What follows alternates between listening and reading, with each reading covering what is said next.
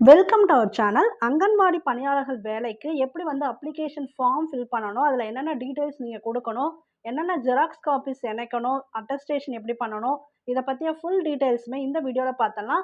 இந்த சேனலுக்கு புதுசு அப்படின்னா சப்ஸ்கிரைப் பண்ணி வச்சுக்கோங்க, பெல் ஐக்கானும் கிளிக் பண்ணி வச்சுக்கோங்க. அப்போ தான் நாங்கள் போடுற வீடியோ இமீடியட்டாக உங்களுக்கு ரீச் ஆகும்.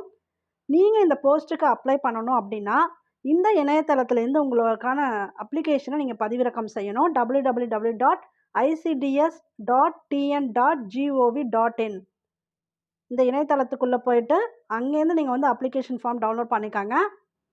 இதை எப்படி டவுன்லோட் பண்ணுறது அப்படிங்கிறத பின்னாடி சொல்கிறேன். விண்ணப்பங்கள் எதுலேருந்து எந்த டேட் வரைக்கும் நீங்கள் அனுப்பணும் அப்படின்னு கொடுத்துருக்காங்க. 7/4/2025 23/4/2025 வரை பாருங்கள். இந்த டேட் வரைக்கும் நீங்கள் வந்து கரெக்டாக அனுப்பிடணும்.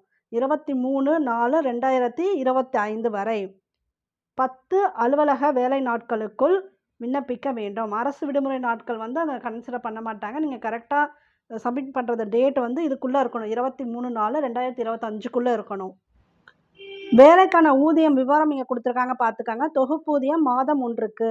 அங்கன்வாடி பணியாளர்னா 7,700, குறு அங்கன்வாடி பணியாளர்னா 5,700, அங்கன்வாடி உதவியாளருக்கு ரூபாய் 4,100. அதுக்கப்புறம் 12 மாத காலத்துக்கு பின் என்ன கொடுப்பாங்க அப்படிங்கிறத இங்கே கொடுத்துருக்காங்க. இந்த டீட்டெயில்ஸ் அப்படின்னு உங்களுக்கு தெரியும். இந்த பணியிடங்களுக்கு பெண்கள் மட்டுமே விண்ணப்பிக்கலாம். அப்ளிகேஷன் ஃபில் பண்ணுறது எப்படி அப்படின்னு பார்க்கறதுக்கு முன்னாடி இந்த தகுதியெல்லாம் உங்ககிட்ட இருக்கா அப்படின்னு பார்த்துக்காங்க. அங்கன்வாடி பணியாளர் பதவிக்கு 12ஆம் வகுப்பு தேர்ச்சி பெற்றிருக்க வேண்டும். அங்கன்வாடி உதவியாளர் பதவிக்கு 10ஆம் வகுப்பு தேர்ச்சி பெற்றிருக்க வேண்டும். அப்புறம் 2 பதவிக்குமே தமிழ் சரளமாக எழுத படிக்க தெரிந்திருக்க வேண்டும். இதுவும் பார்த்துக்காங்க. வயது நிர்ணயம் அறிவிப்பு வெளியிட்ட மாதத்தின் முதல் நாளின் படி கணக்கிடப்பட வேண்டும். ஏஜ் என்ன இருக்குன்னு பார்த்தீங்கன்னா 25 வயது முதல் 35 வரை இருக்கணும். ஜென்ரலாக கொடுத்துருக்காங்க. அப்புறம் விதவைகள், ஆதரவற்ற பெண்கள், SC ST வகுப்பினர் வயது வந்து 25 முதல் 40 வயது வரை. இந்த பிரிவில் வரக்கூடியவங்க மட்டும். விதவைகள்லாம் எல்லா பிரிவிலும் இருக்கக்கூடிய விதவைகள், அப்புறம் ஆதரவற்ற பெண்கள் எல்லா பிரிவிலும் இருக்கக்கூடியவங்க. தென் SC ST இந்த வகுப்பில் வரவங்களுக்கு 25லேருந்து 40 வயது வரை. மற்ற அனைத்து பிரிவினருக்கும் 35 வயசு வரைக்கும் தான் உங்களுக்கு மேக்ஸிமம் ஏஜ் லிமிட்டு. அதையும் பார்த்துக்காங்க. ஒருவேளை நீங்கள் வந்து இந்த போஸ்டிங் அப்ளை பண்ணுறீங்க, அங்கன்வாடி உதவியாளர் போஸ்ட்டுக்கு அப்ளை பண்ணுறீங்க அப்படின்னா 20 வயது முதல் 40 வயது வரை. இதில் ஒரு 5 வருஷம் எக்ஸ்ட்ரா கொடுத்துருக்காங்க.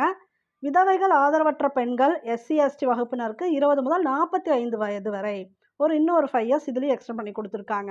தெளிவாக தெரிஞ்சுக்கோங்க. அங்கன்வாடி பணியாளர்களுக்கு உங்களுக்கு 25லேருந்து 40, ஆனால் உதவியாளருக்கு இன்னொரு 5 வருஷம் எக்ஸஸாக இருக்குது. அது பார்த்துக்காங்க.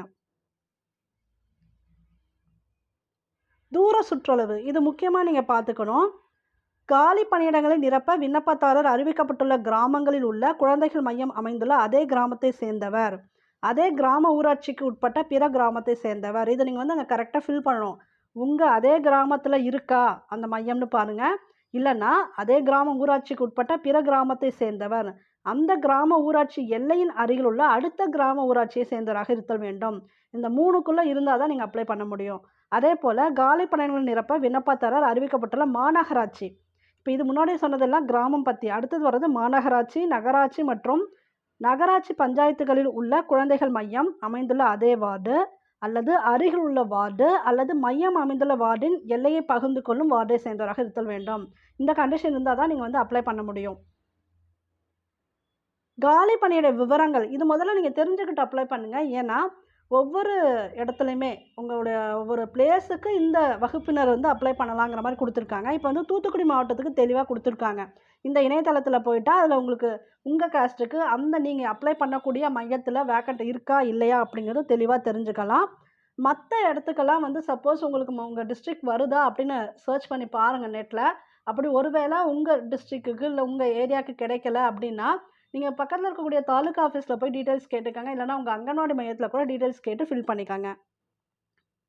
அப்புறம் என்னென்ன இணைக்கணுங்கிறத நான் அப்ளிகேஷன் ஃபில் பண்ணும்போது சொல்லிடுறேன். அது இங்கே கொடுத்துருக்காங்க. இதில் பாருங்கள், தூத்துக்குடி மாவட்டத்தில் கொடுத்துருக்காங்க. டீட்டெயில் வந்து கரெக்டாக கொடுத்துருக்காங்க. அதாவது அங்கே நீங்கள் வந்து அப்ளிகேஷன் ஃபில் பண்ணும்போது ஃபார்மில் இதெல்லாம் கொடுக்குற மாதிரி வரும். இப்போ விளாத்திக்குளம் பகுதி வட்டாரத்தை சேர்ந்தவங்க அப்படின்னா அங்கன்வாடி மைய எண் கொடுத்துருக்காங்க பாருங்கள், இதை ஃபில் பண்ணணும். அங்கன்வாடி மையத்தோட பெயர் கொடுத்துருக்காங்க பாருங்கள், இதை ஃபில் பண்ணணும். அப்புறம் அந்த இடத்துல இன சுழற்சியின் படி யாருக்கு வேக்கண்ட் இருக்குன்னா ஜென்ரலுக்கு வேக்கண்ட் இருக்குது. அப்புறம் முன்னுரிமை முன்னாள் இராணுவத்திற்கு கொடுக்குறாங்க. அது போல் ஒட்டப்பிடாரத்தில் மைய எண் கொடுத்துருக்காங்க, அதை மையத்தோட பெயர் கொடுத்துருக்காங்க. ஆனால் அங்கே யாருக்கு வேக்கண்ட் இருக்குது? எஸ்சிக்கு இருக்குது. அதுபோல் ஒவ்வொரு ஏரியாவுக்கும் வேக்கண்ட் வந்து இருக்கிறத தெளிவாக கொடுத்துருக்காங்க. ஏன்னா உங்கள் கேஸ்ட் என்னன்னு பார்த்துட்டு அங்கே வேக்கண்ட் இருக்கான்னு பார்த்துட்டு ஃபில் பண்ணிங்கன்னா உங்களுக்கு சேஃபஸ்ட் சைடு. அது தெரியலனா தான் நான் தாலுக்கா ஆஃபீஸில் கேட்டுக்க சொல்கிறேன். ஆனால் வெப்சைட்லேயே கொடுத்துருவாங்கன்னு நினைக்கிறேன். ஒரு 2 டேஸ் வேணால் வெயிட் பண்ணி பாருங்கள். இல்லை என்னென்ன தேவையோ அந்த ஜெராக்ஸ் எல்லாம் ரெடி பண்ணிவிடுங்க. அதுக்கப்புறம் ஒரு 2 டேஸ் வெயிட் பண்ணிவிட்டு வெப்சைட்லலாம் கரெக்டாக இருக்கான்னு கேட்டுக்கோங்க. இல்லைனா தாலுக்கா ஆஃபீஸில் போய் பார்த்து அங்கே இன்ஃபர்மேஷன் வாங்கிட்டு அப்படி இல்லைனா அங்கன்வாடி மையத்தில் கூட கேளுங்க. இல்லைனா பக்கத்தில் இருக்கக்கூடிய நெட் சென்டர் மக்கள் சேவை மையம்லாம் இருக்கு இல்லையா, அங்கே போனீங்கன்னா அவங்க தெளிவான ஒரு இன்ஃபர்மேஷன் கொடுப்பாங்க. அவங்க கூட கேட்டுட்டு அப்புறம் நீங்கள் வந்து அப்ளிகேஷன் ஃபில் பண்ணி அனுப்பிச்சிக்கோங்க. சரி, இது வந்து தூத்துக்குடிக்கு ஃபுல்லாக கொடுத்துருக்காங்க. இப்போ வந்து நம்ம அப்ளிகேஷன் எப்படி ஃபில் பண்ணுறது அப்படிங்கிறத பேசிக் டீட்டெயில்ஸ், அதுக்கு என்னென்ன ஜெராக்ஸ் காப்பீஸ் வேணும் அப்படிங்கிறத எடுத்து வைக்கிறதெல்லாம் இப்போ சொல்லிடுறேன். நீங்கள் கூகுளில் போயிட்டு www.icds.tn.gov.in இங்கே நான் டைப் பண்ணியிருக்கேன் பாருங்கள். அதே போல் டைப் பண்ணிவிட்டு ஜஸ்ட்டு என்ட்ரு கொடுங்க. டைரெக்டாக உங்களுக்கு வந்து வெப்சைட்குள்ளே போகும். இந்த வெப்சைட்குள்ளே போனீங்கன்னா இங்கே கொடுத்துருக்காங்க பாருங்கள் சைடில் anganwadi worker job application form, helper job application form அப்படின்னு தனித்தனியாக இங்கே சைடில் ஓடிட்டுருக்கு பாருங்கள். இப்போ நான் அதை கிளிக் பண்ணுறேன். அந்த ஃபார்முக்குள்ளே இப்போ டைரெக்டாக போகுது. இந்த மாதிரி ஒரு பேஜ் உங்களுக்கு வரும். அங்கன்வாடி ஒர்க்கர் அப்ளிகேஷன், இந்த சிடிபிஓ அப்படின்னு இங்கே கொடுத்துருக்காங்க இல்லையா, இங்கே இருக்குது பாருங்கள்.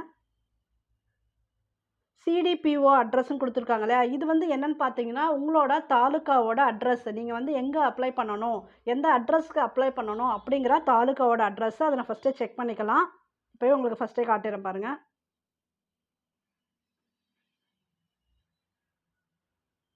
அதை கிளிக் பண்ணிங்கன்னா உள்ளே போகும். அதில் உங்களுக்கு எல்லா அட்ரஸும் கொடுத்துருப்பாங்க. இப்போ பாருங்கள், அரியலூர் டிஸ்ட்ரிக்ட், ஒருவேளை நீங்கள் வந்து A to Z ஆர்டரில் கொடுத்துருக்காங்க. அரியலூர் டிஸ்ட்ரிக்டில் அப்ளை பண்ணுறீங்கன்னா உங்கள் வட்டாரம் எதுன்னு செக் பண்ணிக்காங்க. ஆண்டிமடம் வட்டாரமாக இருந்தால் குழந்தை வளர்ச்சி திட்ட அலுவலகம் முகவரி இங்கே கொடுத்துருக்காங்க. குழந்தை வளர்ச்சி திட்ட அலுவலகம், ஊராட்சி ஒன்றிய அலுவலக வளாகம், ஆண்டிமடம், பின்கோடோட கொடுத்துருக்காங்க. அரியலூர், ஜெயங்கொண்டம், இந்த மாதிரி எந்த இடம் அப்படிங்கிறத பார்த்துட்டு நீங்கள் அந்த அட்ரஸ்க்கு கரெக்டாக அப்ளை பண்ணணும். இப்போ சென்னை டிஸ்ட்ரிக்ட் கொடுத்துருக்காங்க பாருங்கள். திட்டம் 1, 2, 3 இது போல் கொடுத்துருக்காங்க. ஒவ்வொரு டிஸ்ட்ரிக்ட்டுமே இந்த மாதிரி கொடுத்துருக்காங்க. இந்த அட்ரஸ்க்கு தான் நீங்கள் வந்து அப்ளை பண்ணணும். செங்கல்பட்டு டிஸ்ட்ரிக்ட் வட்டாரம், அப்புறம் எங்கே அப்ளை பண்ணணும் இதை நீங்கள் செக் பண்ணிக்கலாம். எல்லா டிஸ்ட்ரிக்ட்டுமே கொடுத்துருக்காங்க, நீங்கள் செக் பண்ணிக்காங்க. பேரோட வட்டாரம் பேர் என்ன அது முதற்கொண்டு கொடுத்துருக்காங்க. இப்போ பாருங்கள், ஆனைமலை, அன்னூர், காரமடை, அதுக்கு உரிய அட்ரஸ் எல்லாம் கொடுத்துருக்காங்க. தெளிவாக பார்த்துக்காங்க. ஓகே, இப்போ வந்து அப்ளிகேஷன் ஃபார்ம் எப்படி ஃபில் பண்ணுறது அப்படின்னு பார்த்தலாம். இங்கே இருக்குது பாருங்கள், anganwadi worker application. Anganwadi helper application second இருக்குது, தனித்தனியாக இருக்குது. இது ஹெல்ப்பருக்கு, இது வந்து ஒர்க்கருக்கு. மினி அங்கன்வாடி ஒர்க்கர் அப்ளிகேஷன் இது. ஸோ உங்களுக்கு என்ன தேவையோ அதை பார்த்து டவுன்லோட் பண்ணி அப்ளை பண்ணுங்கள். இப்போ நம்ம for example anganwadi worker application open பண்ணி அதில் என்னென்ன டீட்டெயில்ஸ் இருக்குதுன்னு பார்த்தலாம். இப்போ எப்படி ஃபார்ம் ஃபில் பண்ணணும், அதுக்கு என்னென்ன டீட்டெயில்ஸ்லாம் வேணும், ஜெராக்ஸ் எடுத்து வைக்கணும் அப்படிங்கிற டீட்டெயில்ஸ் சொல்லிடுறேன். முதல்ல உங்களோட மாவட்டம் எதுன்னு தெளிவாக எழுதுங்க இந்த இடத்துல. அப்புறம் திட்டம் இல்லைனா வட்டாரம் எதுன்னு இந்த இடத்துல எழுதுங்க. புகைப்படம் கையொப்பத்துடன் உங்கள் புகைப்படம் பாஸ்போர்ட் சைஸ் ஃபோட்டோ இருக்கு இல்லையா, அதை வந்து இங்கே அட்டாச் பண்ணிடுங்க. நீங்கள் வந்து கிராஸில் இப்படி சைன் பண்ணணும். உங்கள் சைனை இங்கேருந்து கிராஸில் புகைப்படத்துக்கு மேலேயே சைன் பண்ணணும். குறுக்கில் பண்ணிக்காங்க. உங்கள் பேர் தமிழ் எழுதினாலும் சரி, இங்கிலீஷில் எழுதினாலும் சரி, தெளிவாக கிராஸில் இந்த மாதிரி சைன் பண்ணுங்கள். நல்லா ஃபோட்டோ ஒட்டி காஞ்சதுக்கப்புறம் நீங்கள் வந்து சைன் பண்ணிவிடுங்க. அதுதான் புகைப்படம் கையொப்பத்துடன், அதுக்கு அர்த்தம். அடுத்து விண்ணப்பதாரர் பெயர் தெளிவாக எழுதுனுங்க. உங்கள் இனிஷியலோடு எழுதிடுங்க. நீங்கள் வந்து தமிழில் எழுதிக்கிட்டாலே பெட்டர் தான். தகப்பனார் அவர் கணவர் பெயர் இந்த இடத்துல யாராவது ஒருத்தவங்க பேர் எழுதிடுங்க. விண்ணப்பதாரரின் இருப்பிட முகவரி, கைபேசி எண், உங்களோட அட்ரஸ் வந்து தெளிவாக மொபைல் நம்பரோடு எழுதுங்க. விண்ணப்பதாரரின் ஆதார் எண், இது ரொம்ப முக்கியம். ஆதார் எண் தப்பு இல்லாமல் கரெக்டாக எழுதுங்க இந்த இடத்துல.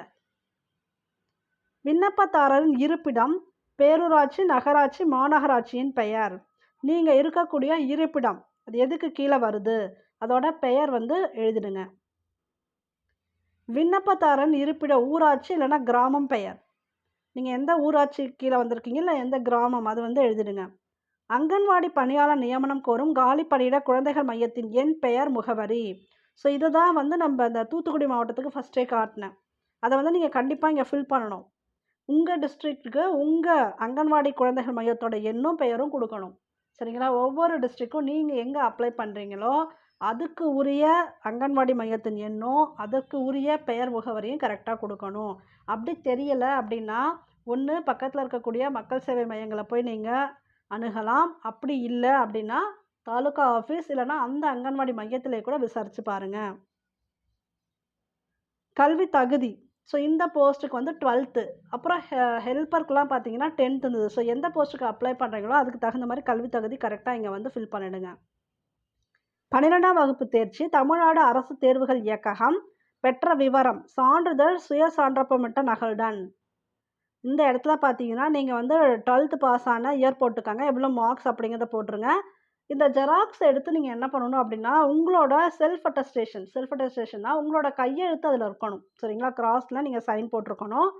அது வந்து அந்த ஜெராக்ஸ நீங்க இதோட இணைக்கணும். அதான் மெயினு. பிறந்த தேதி மற்றும் பூர்த்தி அடைந்த வயது. அறிவிப்பு வந்த மாதத்தின் முதல் நாளின்படி. ஸோ உங்களோட டேட் ஆஃப் பர்த் இங்க வந்து கரெக்ட்டா குடுங்க. உங்க 10த் சர்டிஃபிகேட்ல இருக்கும் இல்லையா? அந்த டேட் ஆஃப் பர்த்த தெளிவா குடுத்துருங்க. அதுக்கப்புறம் உங்களுக்கு எத்தன வயசு முடிஞ்சிருக்குங்கிறத வயது அப்படின்னு போட்டு எத்தன வயசு முடிஞ்சிருக்குது அப்படிங்கிறத குடுத்துருங்க. வகுப்பு. வகுப்புனா உங்களோட கம்யூனிட்டி சர்டிஃபிகேட்ல இருக்கக்கூடியது தான். வருவாய் துறையில் பெற்ற சாதி சான்றுடன். சாதி சான்று கேட்குறாங்க இல்லையா? அதுதான். இதில வந்து நீங்க என்னென்ன பிரிவில சேர்ந்தவங்கங்கிறத கரெக்ட்டா டிக் பண்ணணும். இப்ப தாவானா தாழ்த்தப்பட்ட வகுப்பினர். எஸ்சி இருக்காங்க இல்லையா? அவங்களுக்கு. தாழ்த்தப்பட்ட பழங்குடியினர். தாபானா அது எஸ்டி அவங்களுக்கு. மீ, பி, வ அப்படின்னா மிகவும் பிற்படுத்தப்பட்ட வகுப்பினர். இவங்களுக்கு. பிற்படுத்தப்பட்ட வகுப்பினருக்கு இது பி.வ. ஈவனா இதர வகுப்பினர். நீங்க எதுக்கு கீழ வரீங்களோ தெளிவா அந்த இடத்துல டிக் பண்ணிக்கங்க. ஸோ இந்த சர்டிஃபிகேட்க்குரிய ஜெராக்ஸும் இணைச்சிடுங்க. விண்ணப்பதாரரின் இருப்பிட முகவரி சான்று ஏதேனும் ஒன்று. இல்ல எது வேணா நீங்க குடுக்கலாம். வாக்காளர் அடையாள அட்டை நகல் குடுக்கலாம். ஜெராக்ஸ் காப்பி தான். குடும்ப அட்டை ஜெராக்ஸ் காப்பி குடுக்கலாம். இல்லன்னா ஆதார் அட்டை ஜெராக்ஸ் காப்பி குடுக்கலாம். ஏதாவது ஒண்ணு குடுத்தா போதும். அந்த ஜெராக்ஸ் காப்பி இங்க இணைக்கணும். ஏன்னா உங்களோட இருப்பிட முகவரி கரெக்ட்டா தெரியணும் அப்படிங்கிறதுக்கு. அப்புறம் மாநகராட்சி, நகராட்சி, பேரூராட்சி. நகரத்த பொறுத்தவரைக்கும் நீங்க நகரத்த சேர்ந்தவங்கன்னா, இதுக்கு உள்ள ஏதாவது ஒண்ணுல வருவீங்க. அப்படி இருக்கும்போது விண்ணப்பதாரர் குழந்தைகள் மையம் அமைந்துள்ள அதே வார்டை சேர்ந்தவரா? ஆம் எனில் அந்த வார்டின் பெயர். ஆம்னா அத குறிச்சுட்டு அந்த வார்டோட பெயர கரெக்ட்டா எழுதுங்க. சரிங்களா? விண்ணப்பதாரர் குழந்தைகள் மையம் அமைந்துள்ள வார்டின் அருகிலுள்ள வார்டை சேர்ந்தவரா? அப்படின்னா ஆம் எனில் அந்த வார்டின் பெயர். ஏதாவது ஒரு கிரைட்டீரியா தான் உங்களுக்கு. அப்புறம் விண்ணப்பதாரர் குழந்தைகள் மையம் அமைந்துள்ள வார்டின் எல்லையின் அருகிலுள்ள அடுத்த வார்டை சேர்ந்தவரா? ஆம் எனில் அந்த வார்டின் பெயர். இது குடுக்கணும். இது வந்து நகரத்தை சேர்ந்தவங்களுக்கு மட்டும் தான். கிராமத்துக்கு, ஊரகத்துக்குலாம் கீழ குடுத்துருக்காங்க. அதுல பார்த்துக்கங்க. சப்போஸ் நீங்க கிராமத்துல வரீங்கன்னா, இத நீங்க ஃபில் பண்ண வேணாம். ஹைஃபன் போட்டுக்கலாம். இங்க பாருங்க கிராமத்துக்கு குடுத்துருக்காங்க. அதே போல தான்.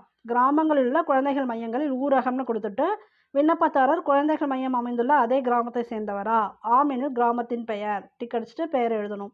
விண்ணப்பதாரர் நியமனம் கோரும் குழந்தைகள் மையம் இருக்கும் கிராம ஊராட்சிக்கு உட்பட்ட வேறு கிராமத்தை சேர்ந்தவரா இருந்தா, ஆம் குடுத்துட்டு அதுக்குரியத எழுதணும். அப்புறம் அடுத்த கிரைட்டீரியா அதே போல தான். அந்த எல்லைக்கு பக்கத்துல இருக்கீங்களா? அப்படின்னு கேட்குறாங்க. அதையும் பார்த்துக்கங்க. அதாவது ஒண்ணு தான் நீங்க வருவீங்க. விண்ணப்பதாரரின் திருமண நிலை. திருமணமானவரா? திருமணம் ஆகாதவரா? இது கரெக்ட்டா இங்க வந்து நீங்க எழுதணும். திருமணமானவர்னா திருமணமானவர் எழுதுங்க. ஆகாதவர்னா ஆகாதவர்ன்னு எழுதிடுங்க. திருமணமானவர் எனில், இவங்க என்னென்ன கேட்டிருக்காங்களோ அந்த கிரைட்டீரியா எதுலாவது நீங்க வந்தீங்கன்னா, நீங்க வந்து அத டிக் பண்ணிக்கலாம். ஏன்னா, அவங்க முன்னுரிமை குடுக்கறதுக்காக இது கேட்கலாம். அதனால தெளிவா உங்களுக்கு அந்த ஆப்பர்ச்சுனிட்டி ஏதாவது இருந்ததுன்னா, அத நீங்க கரெக்ட்டா டிக் பண்ணிடுங்க. கணவரால் கைவிடப்பட்டவர். ஆம்னா ஆம், இல்லைன்னா இல்லை. இது வந்து திருமணமானவருக்கு மட்டும் தான். ஆகாதவர்னா, நீங்க இதுக்கெல்லாம் ஹைஃபன் போட்டுக்கலாம். மாற்றுத்திறனாளி குழந்தைகளுடைய பெண் இருந்தா ஆம் கொடுங்க. மாற்றுத்திறனாளி கணவனுடைய பெண். ஒருவேளை உங்களோட ஹஸ்பண்ட் வந்து மாற்றுத்திறனாளியா இருக்காங்கன்னா, அதுவும் நீங்க இங்க குடுக்கலாம். விண்ணப்பதாரரின் குழந்தைகளோ அல்லது கணவனோ விபத்து, நாள்பட்ட நோயினால் பாதிப்படைந்து படுக்கையில் உள்ளவர். அப்படி இருந்தா அத குடுங்க. 2 குழந்தைகளுடைய 35 வயதிற்கு உட்பட்ட விதவையா இருந்தா குடுக்கலாம். குறைந்தது 2 பெண் குழந்தைகள் உள்ள பெண்ணா இருந்தாலும் குடுக்கலாம். ஸோ இதெல்லாம் பிரியாரிட்டி குடுக்குறாங்க. இதுல ஆப்பர்ச்சுனிட்டி இருந்தா நீங்க வந்து டிக் பண்ணிட்டு ஆம்ன்னு குடுத்துருங்க. இல்லைன்னா இல்லை குடுத்துருங்க. திருமணம் ஆகாதவர் எனில், இப்ப இவங்களுக்கும் ஒரு சில பிரியாரிட்டி குடுக்குறாங்க. ஆதரவற்ற பெண், தாய், தந்தை இறப்பு சான்று குடுத்துட்டு, ஆதரவற்ற பெண்ணா இருக்காங்கன்னா, அவங்களுக்கு வந்து பிரியாரிட்டி குடுக்குறாங்க. அது பார்த்துக்கங்க. அப்புறம் விண்ணப்பதாரர் மாற்றுத்திறனாளி எனில், குள்ளத்தன்மையுடையவர், ஆம் எனில் அதன் விவரம். ஆனால் இது எல்லாத்துக்குமே நீங்கள் வந்து சான்றிதழ் நகலுடன் இணைக்கப்பட வேண்டும். கம்பல்சரி நீங்கள் வந்து சர்டிஃபிகேட் ஜெராக்ஸ் வைக்கணும். தொழுநோய் வந்து குணமடைந்தவர், அது பார்த்துக்காங்க. அமில வீச்சால் பாதிக்கப்பட்டவர், ஆம் எனில் அது விவரம். எவ்வளோ சதவீதம் அதெல்லாம் வந்து சான்றிதழோட நீங்கள் வந்து கொடுக்கணும். ஆம்னா ஆம், இல்லைன்னா இல்லை கொடுத்துடலாம். அப்புறம் இடம், எந்த இடம் ஃபில் பண்ணுறீங்களா இடம். அப்புறம் நாள், எந்த டேட்டு, விண்ணப்பதாரர் கையொப்பம் நீங்கள் கொடுத்துருங்க. குறிப்பு: விண்ணப்பதாரர்கள் இருப்பிடத்திற்குட்பட்ட வட்டாரம், திட்டம், குழந்தை வளர்ச்சி திட்ட அலுவலகத்தை அணுகி விண்ணப்பிக்கவும். அங்கேயே போய் இவங்களை விண்ணப்பிக்க சொல்கிறாங்க. இப்போ நீங்கள் அந்த அட்ரஸ்லாம் எழுதினாலும் அங்கேயே போய் கொடுத்துருங்கங்கிறாங்க. சப்மிஷன் வந்து அங்கே கொடுங்கங்கிறாங்க. வட்டாரம், ஊரகம், திட்டம், நகரம், உங்களுக்கு எந்த இடத்துல இருக்கோ அங்கே போய் கொடுத்துருங்க. சப்போஸ் உங்களுக்கு ஏதாவது டவுட் இருந்ததுன்னா கூட அவங்கள்ட்ட போய் கேட்டுட்டு ஃபில் பண்ணுங்க. தெரிஞ்சதெல்லாம் ஃபில் பண்ணிக்கோங்க, தெரியாததை அங்கே போய் கேட்டு ஃபில் பண்ணிக்கோங்க. தவறாக எதுவுமே ஃபில் பண்ண வேணாம். அப்புறம் சில நிபந்தனைகள் கொடுத்துருக்காங்க. முன்னாடியே அந்த ஏஜ்லாம் பார்த்தோம். 12ஆம் வகுப்பு தேர்ச்சி பெற்றிருக்க வேண்டும். சான்றிதழ் சுய சான்றப்பமிட்ட நகலுடன் சமர்ப்பிக்க வேண்டும். இது அங்கன்வாடி ஒர்க்கருக்கு. ஸோ உங்கள் ஒர்க்கர் இப்போ ஹெல்ப்பருக்குலாம் வேறு வரும், 10ஆம் வகுப்பு வரும். அதுக்கு தகுந்த மாதிரி அந்த அப்ளிகேஷனில் கொடுத்துருப்பாங்க, அதை படிச்சுக்காங்க. சரளமாக தமிழ் எழுத படிக்கிறது இதெல்லாம் ஃபஸ்ட்டே பார்த்துட்டோம். நீங்கள் ஒரு வேளை நேர்காணலுக்கு போகிறீங்க அப்படின்னா அவங்க வந்து உங்களுக்கு போக்குவரத்து செலவினெல்லாம் வழங்கப்பட மாட்டாது, டிஏடி எல்லாம் கொடுக்க மாட்டாங்க அப்படின்னு கொடுத்துருக்காங்க. விண்ணப்பதாரர் அறிவிப்பு நாளின்படி வயது எத்தனை இருக்கணும், இது முன்னாடியே பார்த்துட்டோம். ஸோ இந்த க்ரைட்டேரியாலாம் என்னென்ன ப்ரியாரிட்டி கொடுத்துருக்காங்க அதையும் பார்த்துட்டோம். இதில் நீங்கள் என்னென்ன இணைக்கணும் இதை மட்டும் பார்த்துக்கோங்க ஒரு தடவை தெளிவாக. ஆதார் ஜெராக்ஸ், எல்லாமே ஜெராக்ஸ் தான், ஒரிஜினல் கிடையாது. நீங்கள் வந்து நேர்காணலுக்கு போகும்போது ஒரிஜினல் கேட்பாங்க, அப்போ எடுத்துகிட்டு போய்க்காங்க. இப்போ ஜெராக்ஸ் தான்.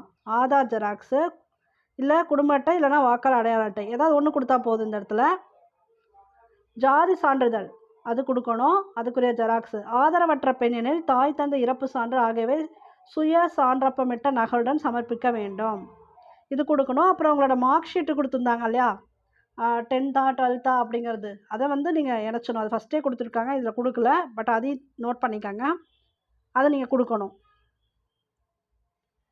அப்புறம் இந்த எக்ஸ்ட்ரா கேட்ட அந்த சர்டிஃபிகேட்லாம் வச்சுருந்தீங்கன்னா அதையுமே கொடுக்கணும்.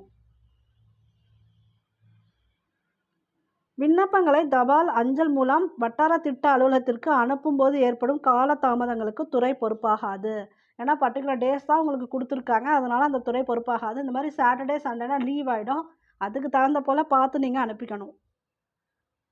பத்திரிகை செய்தி அறிவிப்பில் குறிப்பிடப்பட்ட தேதிக்கு பின்னர் வட்டார திட்ட அலுவலகத்தில் பெறப்படும் விண்ணப்பங்கள் கட்டாயமாக ஏற்றுக்கொள்ளப்பட மாட்டாது. அப்போ அந்த டேட்டுக்குள்ளே கண்டிப்பாக நீங்கள் வந்து உங்களோட அப்ளிகேஷன் ஃபார்மை சப்மிட் பண்ணி ஆகணும். அதனால் சீக்கிரமாகவே சப்மிட் பண்ணிவிடுங்க. ஓகே, இந்த வீடியோவில் உங்களுக்கு தேவையான இன்ஃபர்மேஷன்லாம் கொடுத்துட்டேன். தேங்க்யூ ஃபார் வாட்சிங்.